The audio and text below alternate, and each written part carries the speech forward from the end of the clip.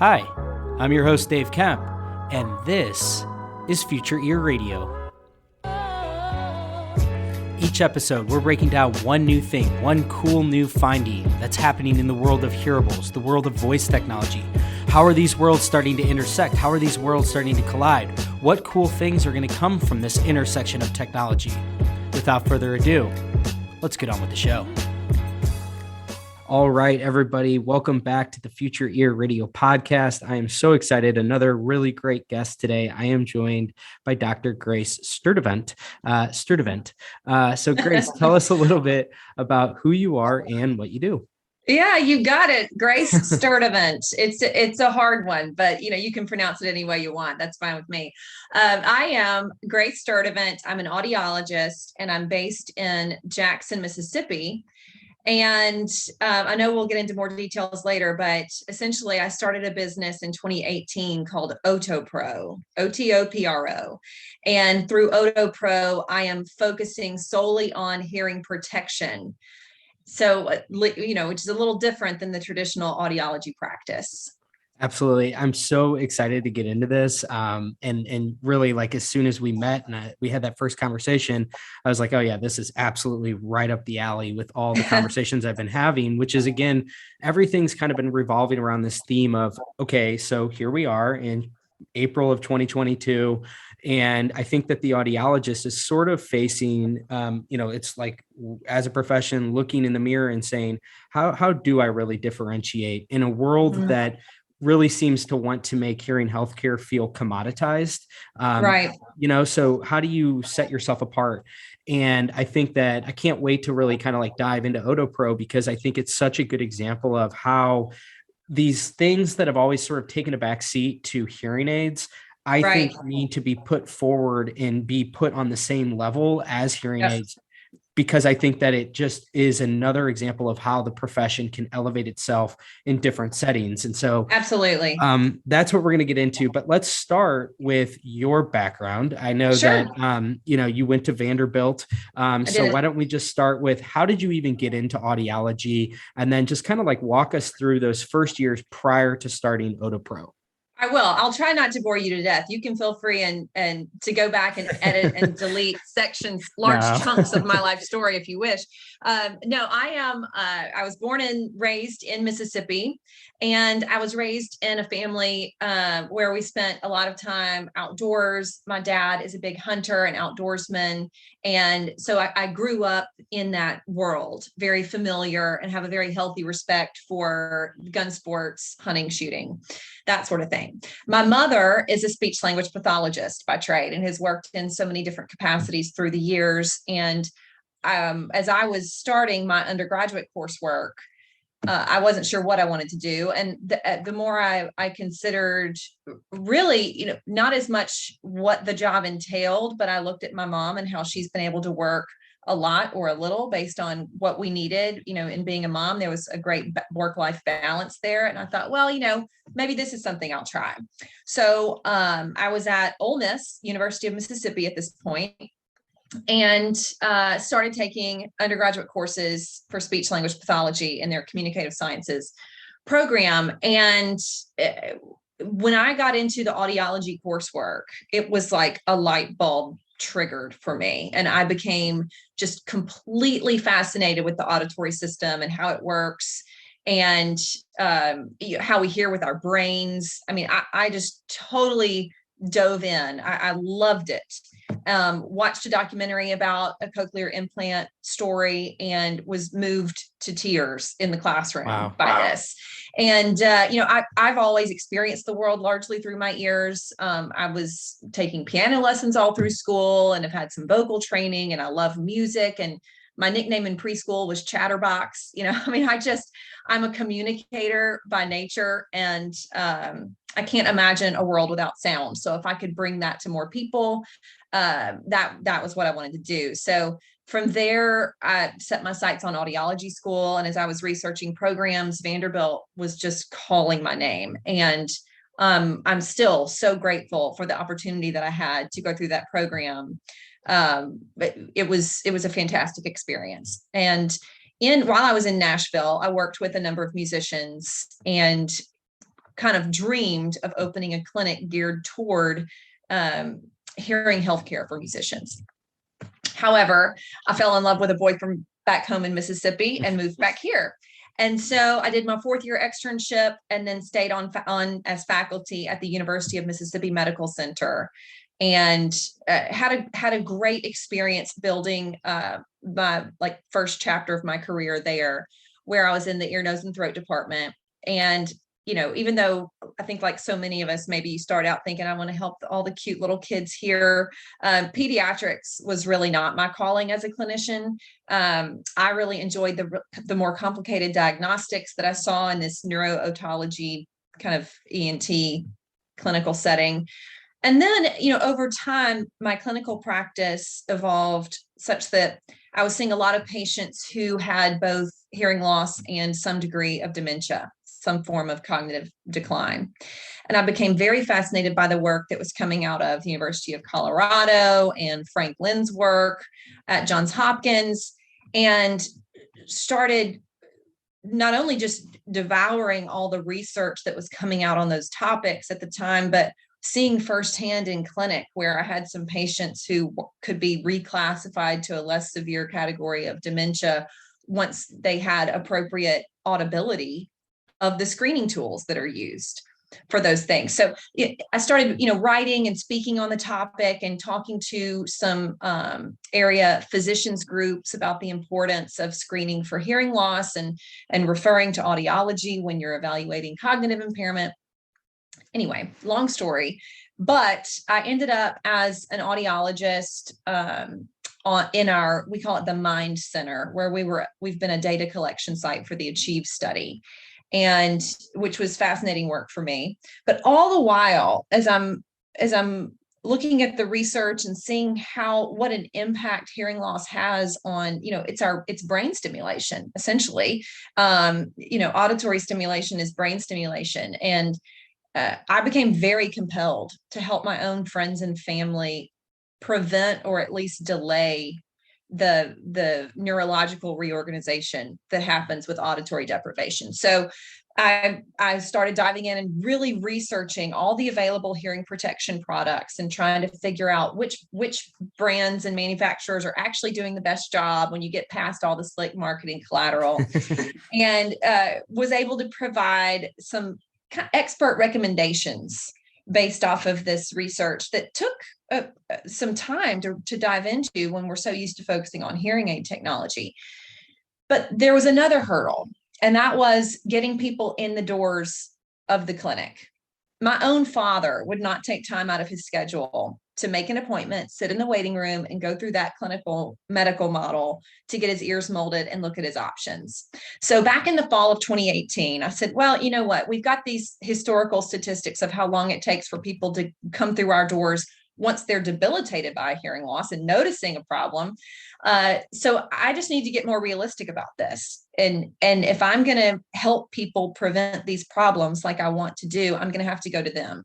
So in the fall of 2018, I started OtoPro as a means for me to gain contracts with these different hearing protection companies and be able to place orders for people. And I would go over to my friends and family's houses after work, and we would have a relaxed conversation at the kitchen table. I'd lay out all the options, mold their ears, and then drop ship products to them when they became available 2 to 3 weeks down the road. And then after they received the product, I was following up, checking fit, making sure all was well. And that service delivery model started spreading like wildfire. And I became inundated with requests to stop by my office on my lunch break, or could we meet at the coffee shop, but and get this done. So here I go all over town with my little ear mold impression kit and my bag of samples and brochures from different companies to talk through with people, never dreaming that this would grow beyond something that I just kind of did on the side as a passion project for my friends. So if you fast forward to the following summer of 2019, there was, I did not grow up in the sporting clay community, but there was a sporting clays tournament being held in kind of local for me. And I've decided, hey, you know what? I'll just go set up a tent as a vendor and see what happens. And as I got started there, making ear mold impressions hand over fist for people, I realized this could be a whole lot more. This could just be a whole lot more. And there were a few key individuals that traveled that circuit constantly. People just travel around the country going to these sporting clay events. And he received his hearing protection he got from me and called me a few weeks later and said he had already filled up a legal pad of names of people who wanted to be fit. And could I please come to the world? No, it was the National Sporting Clay Championship that following October. And that if I would, I could just come and set up with him. He was a vendor, and that he would have people lined up. And that was the tipping point where I showed up in San Antonio at the National Sporting Clays Association national shoot and started molding people and working with people and building a more national client base. And it just continues to build exponentially through word of mouth.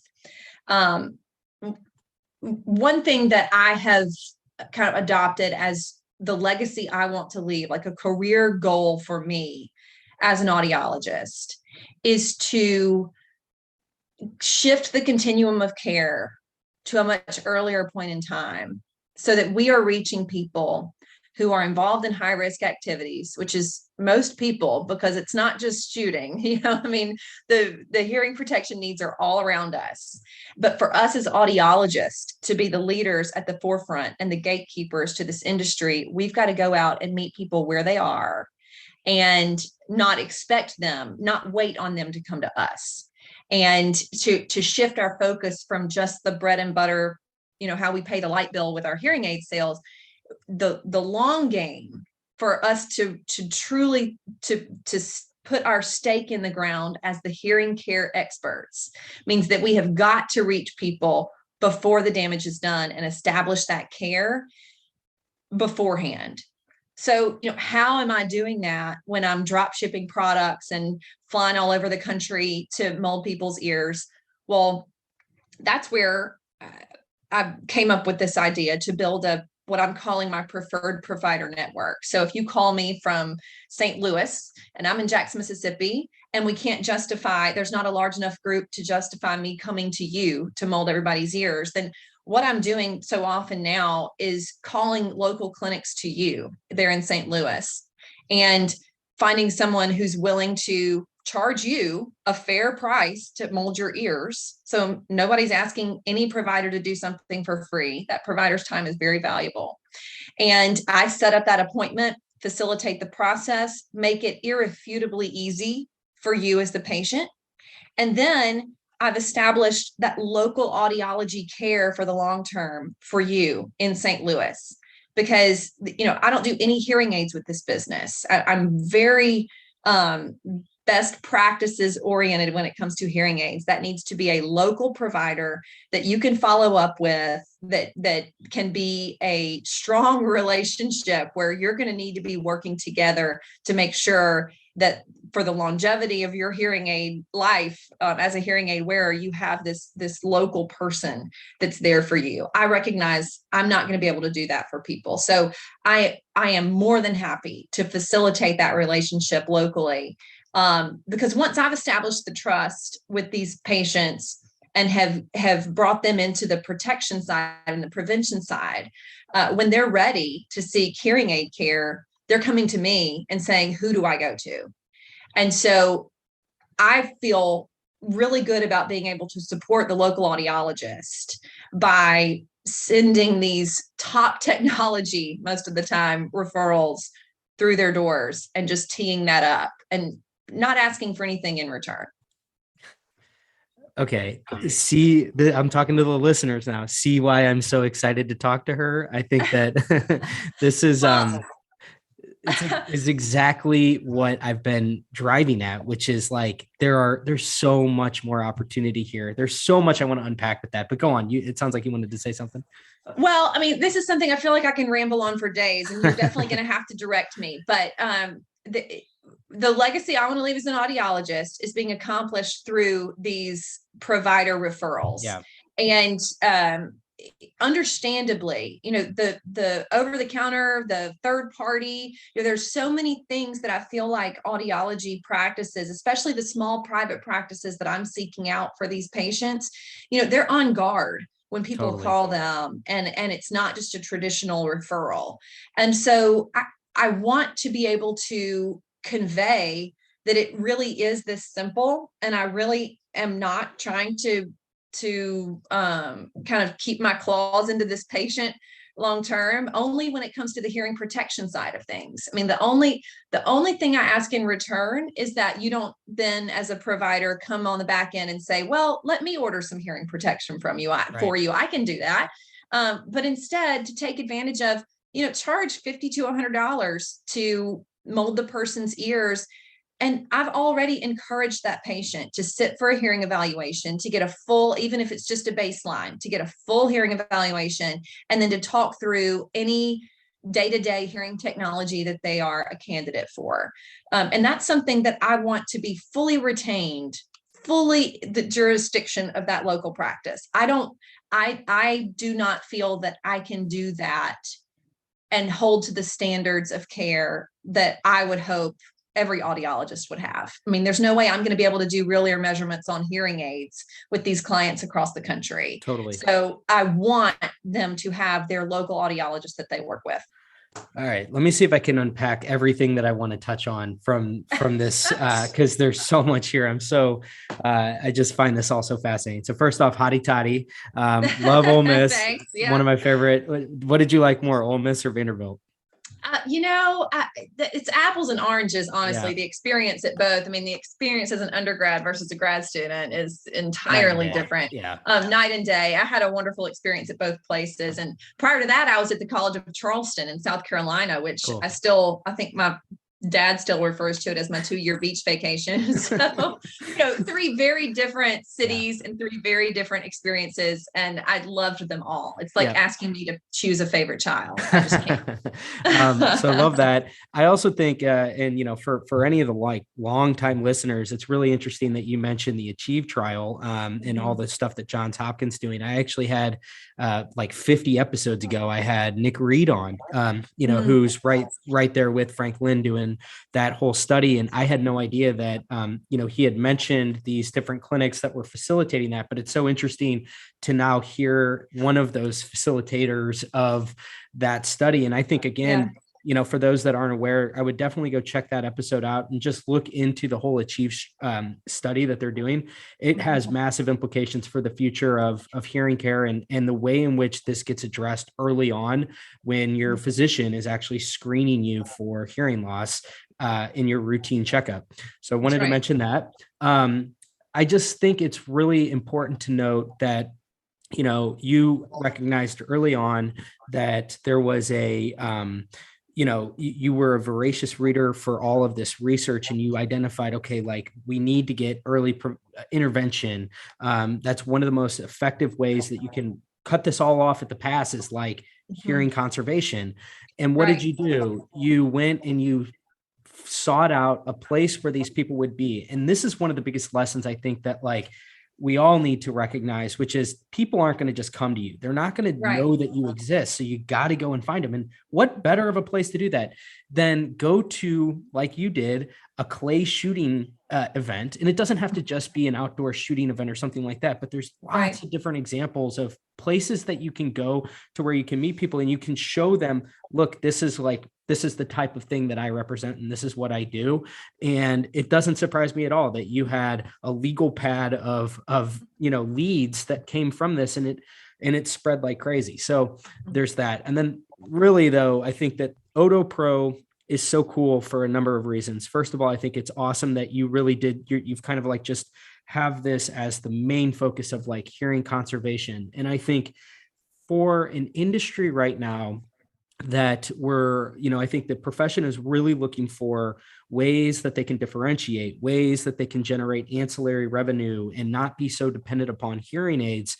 Why not look toward things like this, where you can join your network? And I think this is brilliant, where you're the brand, right? You're the one that's actually capturing people at the top of the funnel. They're coming to you because you built OtoPro, and they're now, through word of mouth marketing, we'll talk about some of the levels up that you're really taking in terms of how you're growing your brand. But, you capture that lead and then you send them to a local provider. And I think that this is that collaborative, mindset that I really encourage people to have. Is we are dramatically underestimating how many people could use audiological services. And if you play this game as if there is a scarcity mindset where there's only a certain amount of people, and that's, if this person's going to go to Grace, then that's a potential person that I could have had. You can't think like that. Rather than that, think collaboratively. And I think that you've really demonstrated this, which is, hey, Dave, I have, if I had Dave's Audiology here in St. Louis, and you're sending people my way because you're having all these people come to you and say, hey, I want to get fit with these custom ear molds because I'm an active hunter. Then you're absolutely right. We're talking about an industry that has an astronomically high customer acquisition cost. You have to spend all this money to get people through the door. So you're saying that you have the ability to join a network where all I need to do is I can capture a new lead, potentially establish a relationship, and all the tack on things that come from that, where I'm now your local provider. I'm in the OtoPro network. And all I have to do is I do this $50 to $100 impression that I'm taking. Or whatever you want it to be. I mean, I fully support the autonomy of the audiologist. As I kind of had this burning desire to have a private practice someday, it was so hard to ever try to make the numbers work. I was at an academic medical center. And so I kept talking myself out of starting my own traditional private practice because the numbers looked so scary to me. And I have such respect for people that decide, okay, I'm going to open my own practice and I'm going to do this as an audiologist. So I want those professionals to be autonomous over the fees they charge and, how they do business. I mean, of course, I want best practices and certain standards. And I try to ask those questions as I'm bringing people into the network, but I don't ask for any set charges. I mean, you tell me what is fair in your area. I mean, a small town in Mississippi is going to be different than some of my clinics in LA or Miami, as far as what they charge and how much you charge if there's earwax that has to be removed. I just want to know what that fee is so that I can prepare the client for that before they arrive. And then there's no fee. There's no cost. I'm building my brand anyway. Yeah. And so I'm spending the marketing dollars to capture these clients and then I send them to you. And the only thing I ask in return is to allow OtoPro to be the protection provider. So that then the traditional audiology practice can continue focusing on being the expert in what's going on in the hearing aid side. Totally. I spend an enormous amount of time talking with companies quite literally around the world. I was up this morning at 5 to respond to an email from a guy in Germany before he left the office. I mean, my husband's going, what are you typing out over there? I'm going, yeah, I got So, but I mean, I'm truly seeking out new technology on the hearing protection side of things from around the globe. And I want to be the expert in that. And I know that when I was in a hearing aid practice, I was having to do the same things as I was researching and staying abreast of what's going on with hearing aids. So, let OtoPro be the protection expert, and then funnel these patients to you who, if they don't already, they recognize that they will need hearing aid technology in the future. I'm very careful with telling people, I can't guarantee you're never going to get hearing loss from doing these things that you love to do. Because I explain bone conduction and how truly we'd have to put you in like a full body bubble suit to protect your cochlea from 160 decibel high powered rifle. But I can give you the most realistic tools possible. And my job is to give each client all the options, and then to work with them to find what's going to fit their budget and meet their needs in what is going to be the best protection that is realistic that they will actually wear. Because, I can make all kinds of ideal recommendations, and if the client's never going to wear it, then it doesn't do them any good. So I have to find the best possible option for each individual. So, while I would love for everybody to be wearing a completely solid plug with a very large muff on top, people just aren't going to do it. Right. So I present that option, and then I take steps backward until we find, okay, that's what I would actually do when I'm turkey hunting or duck hunting or clay shooting or riding my motorcycle. Yeah. I mean, I think that,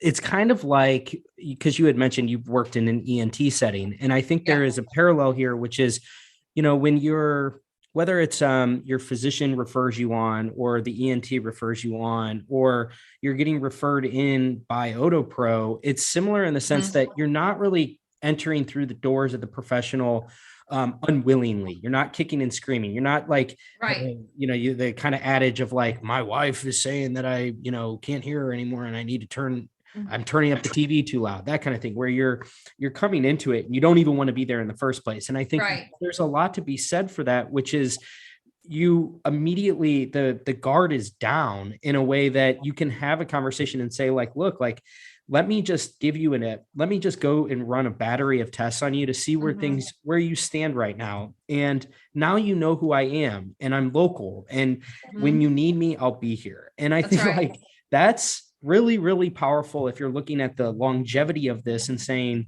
again, these are people that you probably were never going to see in the first place. And now you have these new established relationships that could become, blossom into lifelong relationships with new patients. And I think that's what we need more. So you're going to get, it's going to create, delaying and prevention of hearing loss, but then they're going to be earlier adopters of hearing aids. They're going to already kind of have overcome that stigma of wearing an ear level product. There's so many little elements that shift that continuum earlier. These are all clients who wouldn't have Googled an audiologist or have known what an audiologist was for potentially 15 years. When you look at the statistics, they might not really notice and have a problem with their hearing loss for 5 to 10 years from now. And then at that point, they're going to wait the average of 7 to 10 years to seek help. So, I mean, the value of these referrals is very high. And because I'm working on adding some lower priced options because of some more national public exposure that's coming up soon that I think we're probably going to touch on.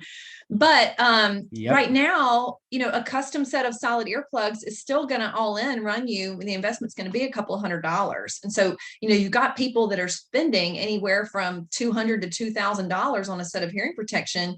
And most of these people are coming to me and saying, I want the best available. I've tried other things. I just want the best available. And so that's the way these same people are going to be approaching hearing aids as well. And they want a very high level of care.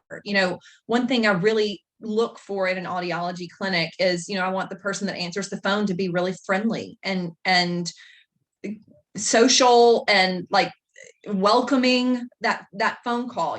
OtoPro, essentially at the end of the day, we are a customer service company because I don't own a product. I don't own a line. I'm an expert shopper. I call it a concierge hearing service because that's what we do. My husband's in the hotel business. And when I think of the term concierge, I think of someone who gets to know you and your family or whoever you're traveling with, and they learn what you enjoy, what you like, and then they plan out your day for you. And because they're the expert in the area, they know all the restaurants, they know all the activities. Well, that's what I'm doing for hearing protection for people, but it doesn't stop there. Once people get their ears molded, they get the products, I'm following up. I have questionnaires. I do virtual appointments where we're checking fit, making sure they know how to insert, remove properly, making sure they know how to get the most out of all the technology features if they're going with some of the more high-tech stuff. And then they know how to contact me or someone on the OtoPro team if they forget how to change a wax filter, or if they've got one where the battery's not charging, or whatever. I tell my clients, once you're in the OtoPro fold, if you have an issue or a question, you don't have to call a number, sit on hold with an 800 number with a manufacturer. You just shoot us an email, and we're gonna send them a prepaid UPS label and take care of it on the back end. So it's this customer service model. Another thing that I would want to tell an audiologist who's considering contacting me to get some of these referrals is that, when the patient comes in, let's talk about the process. So the patient typically calls the clinic I tell them to call and says, "Hi, I'm an OtoPro referral. I need to get my ears molded." And then they also say whether they want to get their hearing tested, whether they're having issues with their hearing. They set the appointment. They show up. They go through that visit. They pay the clinic whatever their fees are at the conclusion of the visit.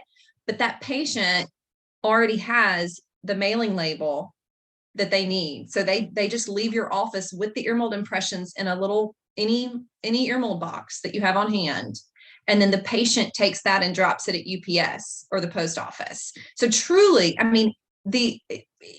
it's minimal work and resources required from the audiology clinic. I'm not asking them to place the order or get something in the mail. All they're doing is charging for the service of making those molds and handing them to the patient to send to me. I just think that's I love that. I think it's, again, simplicity rules, and it's just seamless. And I think that I just look at this and I say, it's such a breath of fresh air because, again, it's not hearing aid related. There's too much of a focus on that. I think we need, as an industry, to really expand. I mean, hearing aids are obviously a really important part, but it's not the end all be all. And I think that it allows you to cast such a wider net when you're not perceived as just a hearing aid dispenser or however the public perceives you. And I think that this kind of stuff, broadly speaking, over time can completely transform the perception of the audiologist to something that's more comprehensive, which is what it is. I mean, I think that that's part of the issue, is that we've, over the course of 40 or 50 years, pigeonholed as a profession into really being limited in the zeitgeist and overall perception of the public of, you are a hearing aid dispenser. Like it or not, that's kind of what people perceive you as, if they even know what an audiologist is. And so I think that there has to be more of a focus around taking this back and reclaiming the totality of audiology of, that's right. We're much more than that. Yeah. And, I've had a few clinics tell me, well, we don't have a way to charge for that service because we just build it into the product price when we order an earplug or an ear mold for someone. And I offer a little pushback on that. I highly encourage audiologists to separate their service from the product when it comes to what people are paying for. When I was at the University of Mississippi Medical Center, there was a group of us that put out a paper on a level of service model for unbundling our clinic, so that similarly to the medical model where you have a level 1, 2, 3 service that carries a different charge, we kind of set up a framework like that for our clinic for that purpose, because there is a sense of urgency in my mind for us as an audiology community to separate ourselves as the hearing care experts. Oh yeah, and we can order these products for you based on our expertise. Similarly to what I'm doing with hearing protection by saying, sure, I'll order you from this manufacturer or this one, or maybe we'll try this style, but then if that doesn't work, we'll swap it out and do something else. But it's my expertise that people value. Yes. It's not a product sale. It is a service of working with a hearing care professional to guide you through the purchase process. And that's a very tricky thing. I'm always, if any of my, highly visible people on Instagram are going to promote OtoPro, I always coach them to please don't tell them that one specific product is the end all be all. That's not at all what I'm trying to do here, because there are some people who, at the end of the day, I'm just going to teach them how to wear phone plugs correctly. And my job is done. I can sleep well at night knowing that if that's the best option someone has, then if that's where I can serve best, that's what they're going to do. And in the hearing aid world, in the traditional clinic model, we've allowed ourselves to become so dependent on the revenue of hearing aid sales, and I feel like we've gone so far down this path. It's going to take some maybe painful transitions to work our way out of that. And politics aside, as far as where people stand on the over-the-counter movement that's happening, it's happening. So if that's gonna cause a further delay of when we're able to capture the client, unless we capture them before they even need the over-the-counter product. Unless we go through a model like OtoPro, where we're seeking people out, where we're the proactive ones, going out to where people are and saying, hey, you're involved in a very high risk activity. I'm an audiologist. Let me help you with this. Let's get started now. And then, my clients call me. I mean, I can't tell you how many. I feel like if I were getting paid for hearing aid sales, I'd be making a killing, because people are constantly calling me saying, okay, I think I'm ready. Who do I go to? What brands, what am I looking for? I mean, I coach people through the hearing aid process all the time. They'll call me after their initial fitting and say, oh, this is so overwhelming. I don't know if I can do this.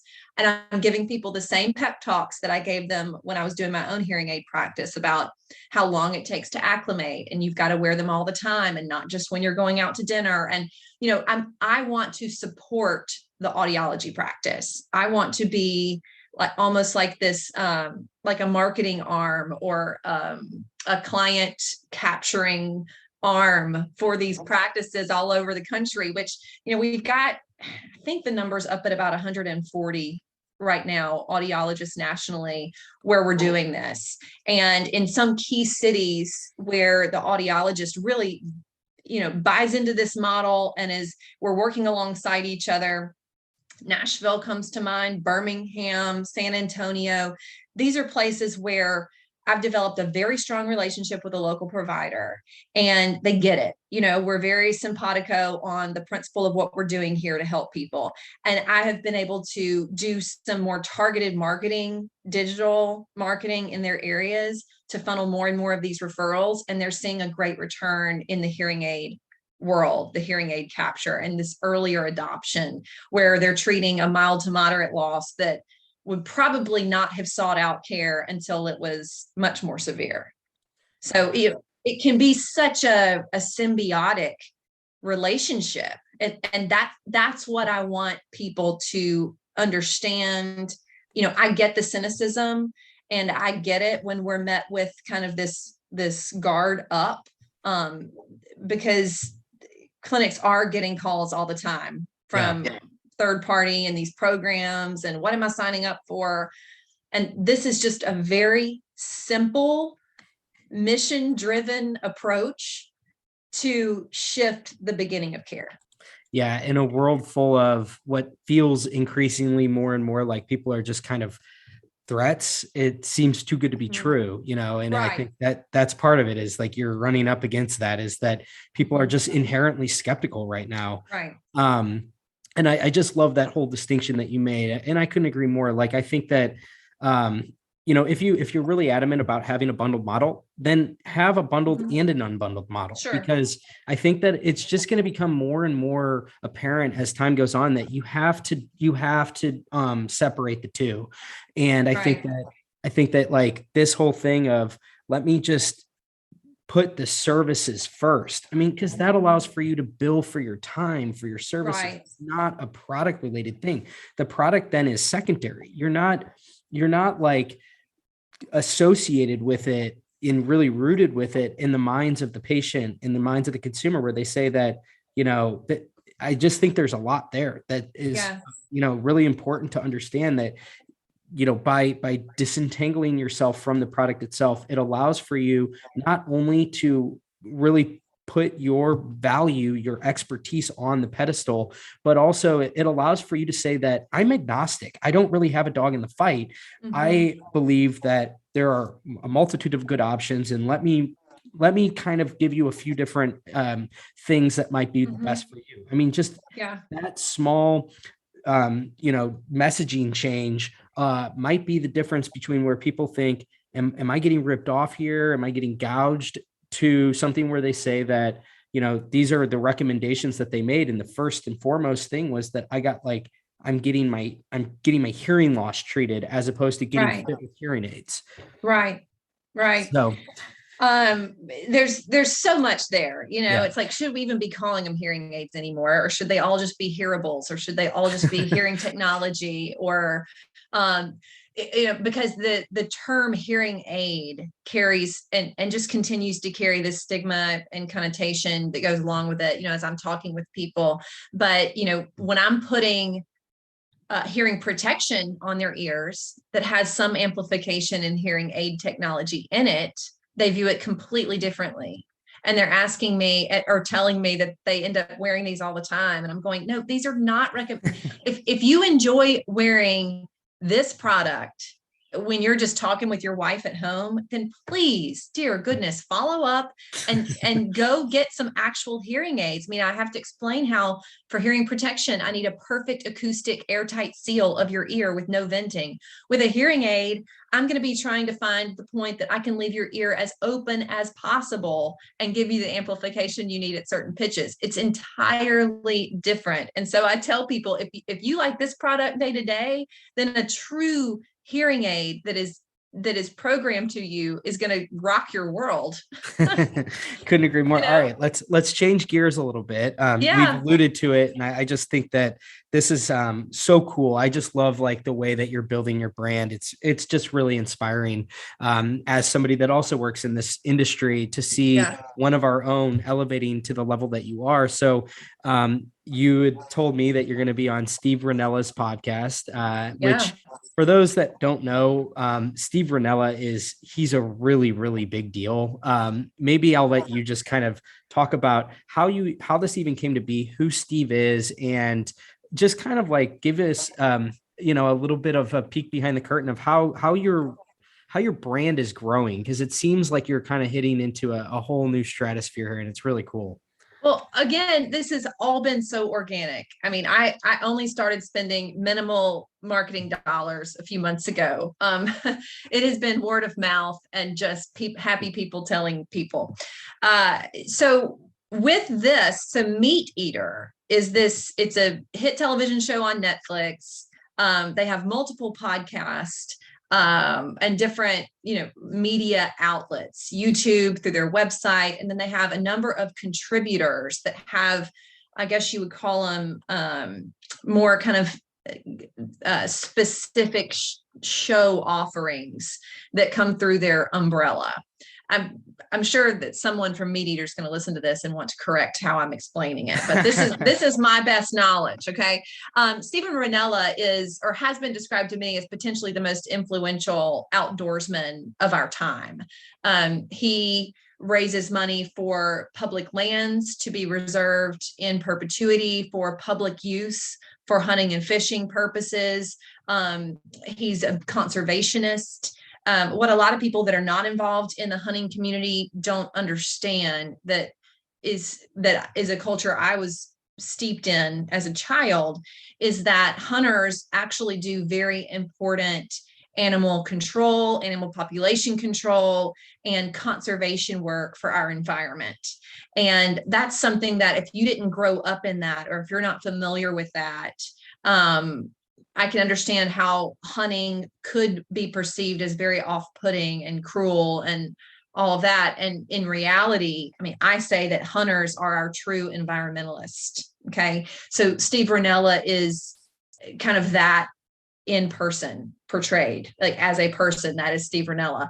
But he's a highly intelligent guy. And his particular podcast, the Meat Eater podcast, is his show, and it's the leading outdoors podcast, I mean, ever, of all time. I don't know the statistics, but they have this show on Netflix called Meat Eater, and then, like I said, there's all these other contributions. Well, one of those contributors is a guy that goes by the name Chef Jean Paul. And Chef Jean Paul is based in my neighboring state of Louisiana, and he hosts a show called Duck Camp Dinners. And it's a really great funny show, and cameras follow him and his friends around through Cajun swamp country, and they go out on these hunts, and then they come back and it's like a cooking show. So they're preparing, their meal, and they're having a great time, and there's lots of laughs, and it's an entertaining little show.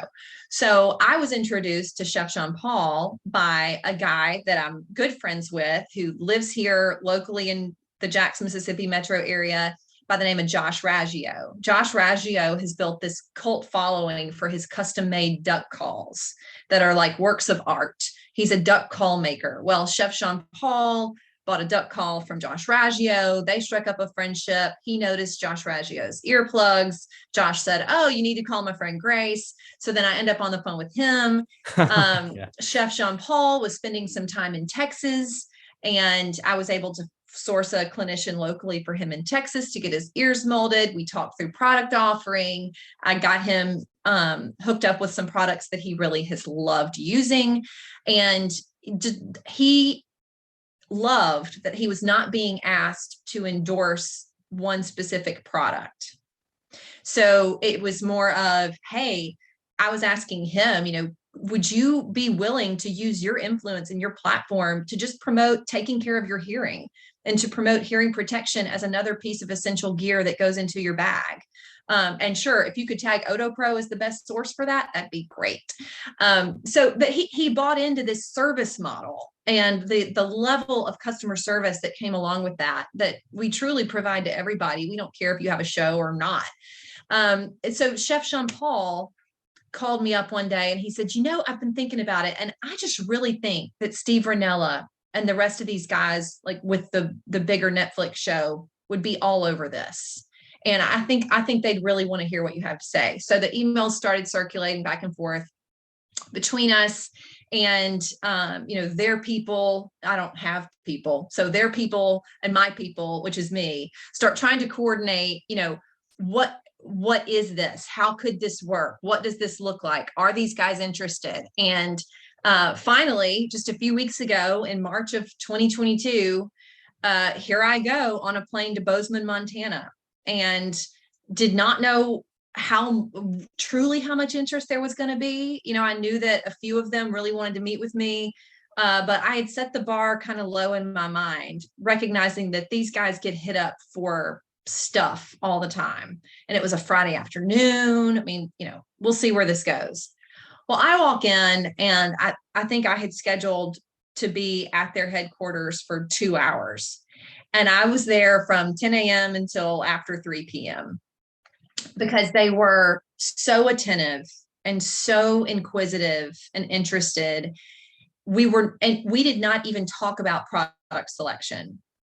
We spent that entire time talking about hearing, noise exposure, the types of noise exposure that go along with the different types of activities they're doing, the cognitive implications, my work with dementia and hearing loss, why we have tinnitus, where it comes from, the limbic system's involvement. I mean, it was this true like hearing healthcare all day session.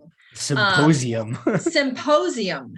And it was true. I mean, it was engaging, and oftentimes when I'm talking to people, I just kind of have to read the audience, because when their eyes start glazing over, if I'm talking about cognitive load and how the reorganization of the pathways in the brain, I just kind of have to read the room. And these guys were on the edge of their seats.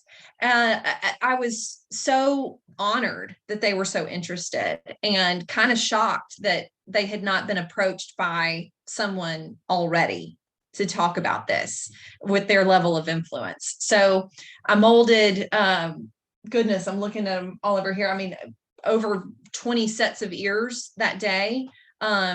Steve Rinella came into the room. We had 30 minutes allotted to be together, and I think we were together for over an hour. He's a super academic and had lots of interest in all the hows and whys of hearing and hearing loss and tinnitus, and we had really great discussion. And as I was molding his ears, he's saying, "Oh, we've got to get you on the podcast. There's a lot to talk about here." And so here we go. And now, I hate to even promote it too much. It's not done until it's done, but we've blocked off several days in June to potentially for me to go back up and record. And I couldn't be more excited about it, because that first meeting with them was, it really blew me away as far as their level of interest. And if that's any indication of where we stand, as a cultural marker for, this is something that might not be at the forefront of everyone's minds, but it is something that once you kind of crack open the lid and bring up the conversation, people are very interested. We all have people in our lives that communication's gotten really difficult, and watching our loved ones get older and go through the aging process can be very difficult and painful to see. And how much more painful is it when you see those layers of dementia? And now we know those layers combined with what we used to see as just the inconvenience of hearing loss. Now that we know so much more, and we will be learning so much more about that overlay of hearing loss and what that really means, people are interested and ready. And we as audiologists are the most ideal resource for explaining this to people. We should be the gatekeepers to this information. But in order to do that, we've got to get outside the walls of our clinics, and we've got to get out from underneath this stronghold of the hearing aid sale. Yeah.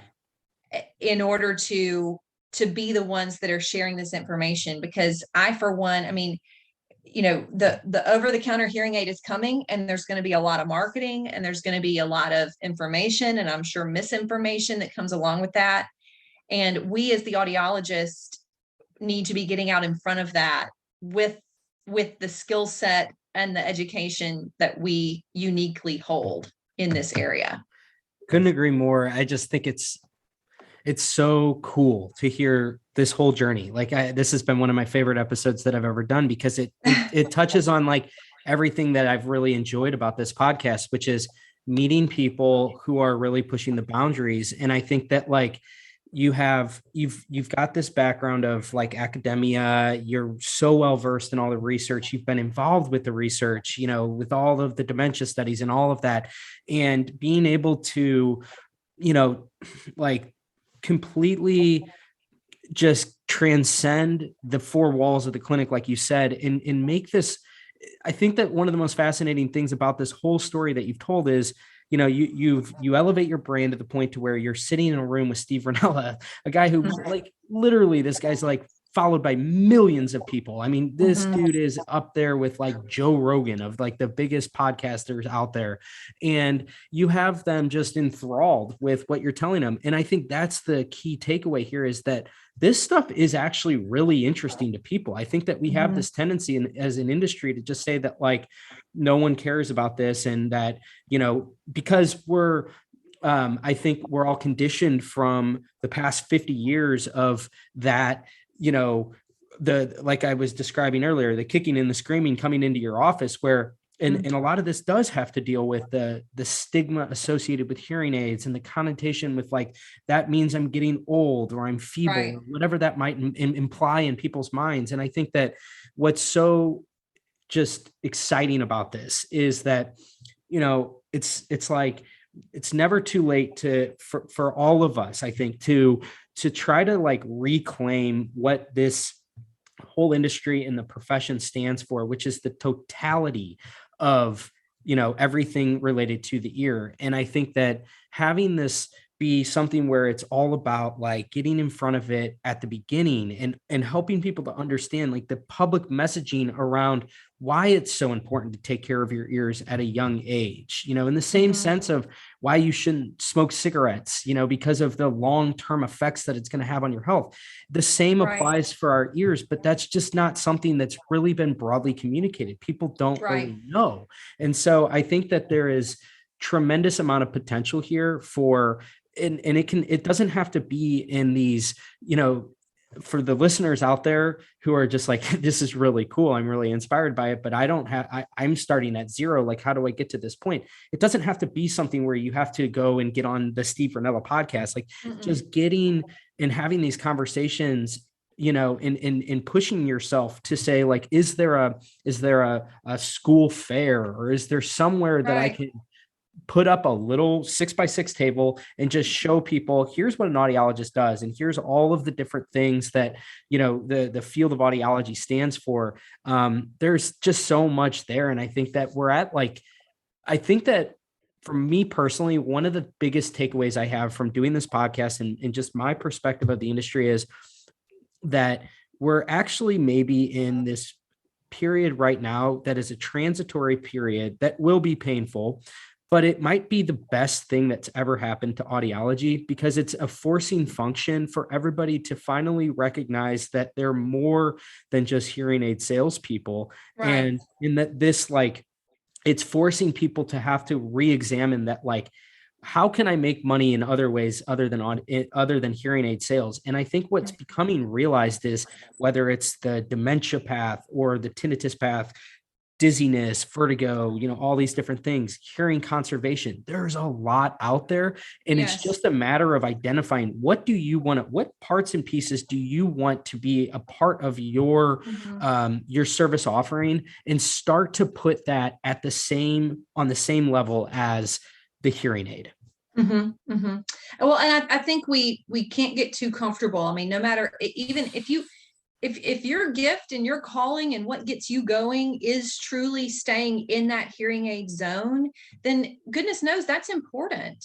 But learn as much as you can. Be the expert on all the different offerings. Don't sell out to just one brand and be a Starkey or a Phonak or an Oticon only kind of clinic. I mean, I would just highly encourage, the more you can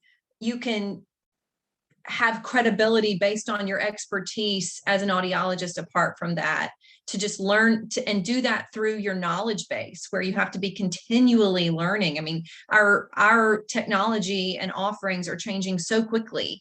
And so if you find yourself doing what you've been doing for the last several years, then it might be time to reevaluate, like, what's new? Was there a different piece of equipment or a different offering or something new I need to enter into my test battery? It's easy to fall into these habits and these grooves where you're kind of on autopilot. But I think that if we can just push ourselves to continue being the expert at whatever little corner of the field is our specialty, then to do that, to be the very best at that. If it's balance, get as much continuing ed as you can on balance. If it's implantable devices, if it's hearing aids, if it's hearing protection.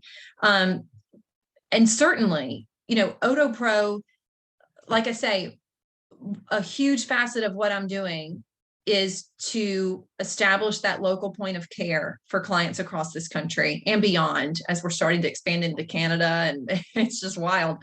But, as we're doing that, if hearing protection, if modeling what I'm doing and going out to clay shoots is not for you, if you don't have that in your bandwidth or your wheelhouse or just in your interest level, let OtoPro do that.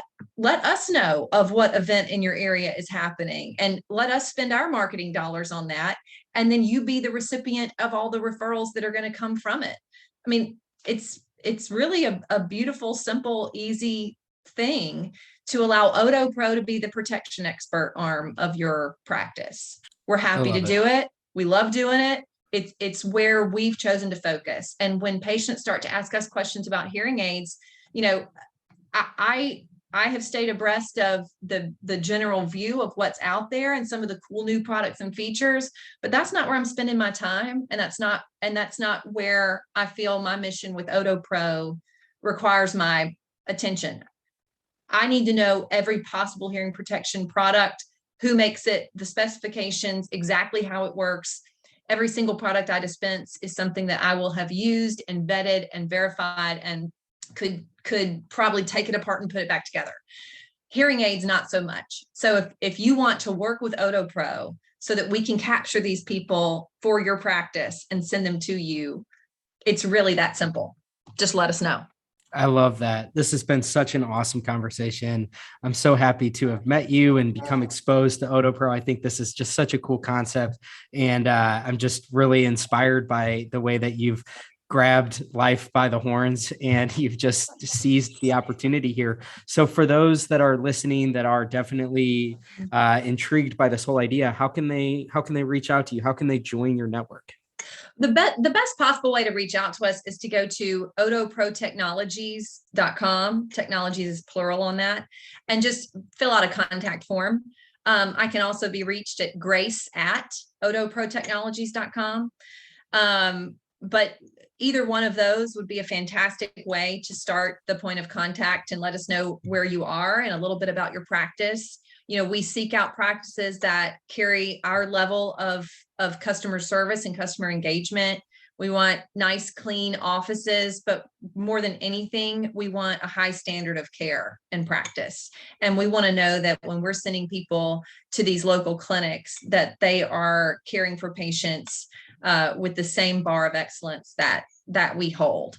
So we love adding clinics to that network and then starting to draw new circles on the map of places that we can market.